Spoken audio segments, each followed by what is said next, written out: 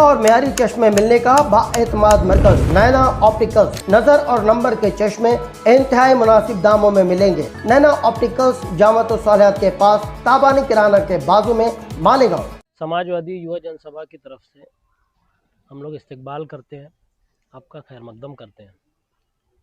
आज ये press meet रखने का मकसद अभी हालिया दिनों हमारे शहर से करीब डोंगराले गांव में जो सानहा पेश आया, एक 4-4.5 साल की जो बच्ची थी, इसके साथ में दरिंदगी की गई, उसको जिस्मानी अजियत पहुंचाई गई और उसके मर्डर किया गया। क्रूएलिटी मतलब तड़पा कर मारा गया। हम लोग समाजवादी पार्टी की तरफ से इस सानहे की मजम्मत करते हैं और उस बच्ची की फैमिली के साथ में गहरे दुख का इजहार करते हैं और अपनी संवेदना व्यक्त करते हैं। बात दरअसल ऐसी है कि इससे पहले करीब 2 साल पहले मालेगांव शहर में इसी तरह का एक वाक़या पेश आया था। उस बच्चे का नाम, जिसके साथ में दरिंदगी की गई थी और उसका मर्डर किया गया था तड़पा कर, उसका नाम था मोहम्मद कैफ।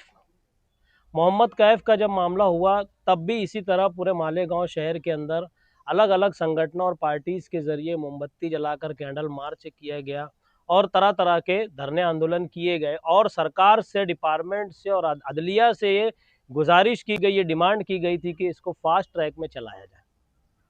मगर लगभग 2 साल हो गए, वो मामले में कोई भी फास्ट कार्रवाई नहीं हुई।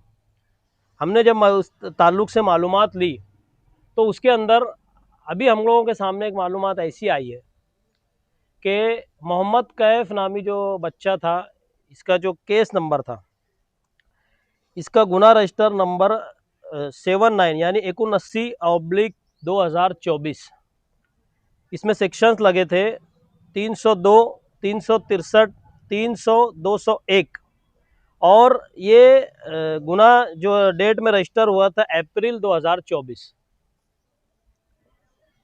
उस वक्त जमीयत उलमा ने ऐलान किया था कि इस बच्चे का केस हम लड़ेंगे। आज जब हम लोगों ने मालूमात ली तो हमको पता चला कि जो विक्टिम था, जिसका नाम था लक्ष्मण जगन्नाथ सोनवने, अक्यूज का जो नाम है लक्ष्मण, इसके जो वकील हैं एडवोकेट शिशिर हीरे। अब इन एडवोकेट शिशिर हीरे के बारे में मैं आप लोगों के सामने एक डेटा रखना चाहूँगा कि इनके ताल्लुक से ऐसा बातें सामने आई है कि जब जब बीजेपी और आरएसएस के प्रोग्राम्स होते हैं, धरने आंदोलन होते हैं, तो ये पेश रहते हैं। इसकी मिसाल मैं दूंगा आप लोगों को। किला झोपड़पट्टी का मामला अभी चल रहा है, इसके अंदर वो वकील है। एसआईटी का मामला चल रहा है, इसके अंदर वो सरकारी वकील हैं। किला झोपड़पट्टी के ताल्लुक से इन्होंने कुछ वक्त पहले एडिशनल कलेक्टर प्रीमाइस में धरना देकर कहा था कि बॉयकॉट किले के गद्दारों को गोली मारो सालों को। यह एक एडवोकेट का जुमला था।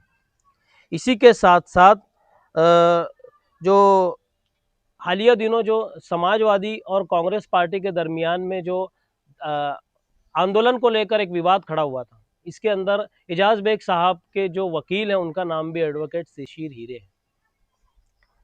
उसके बाद एक मालूमात हमको मिली है कि शहर के जो मौजूदा एमएलए हैं, उनसे भी शिशिर हीरे साहब के करीबी ताल्लुक़ हैं।